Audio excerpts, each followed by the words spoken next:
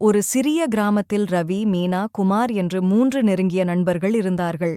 அவர்கள் எப்போதும் சேர்ந்து விளையாடுவார்கள், பாடுவார்கள், சிரிப்பார்கள்.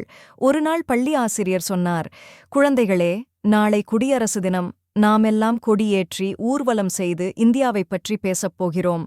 அது கேட்டு எல்லா குழந்தைகளும் மகிழ்ச்சியடைந்தார்கள். ஜெய்ஹிந்த், வந்தே மாதரம் என்று குரல் எழுப்பினார்கள்.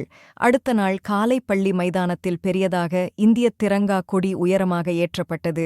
ரவி கொடியை பார்த்து, இந்த கொடி நம்மை பாதுகாக்கும் வீரர்களின் தியாகம் என்று பெருமையாக சொன்னான். மீனா சொன்னாள், இந்த நாடு சமத்துவம், அன்பு, ஒன்றுபாடு கொண்ட நாடு.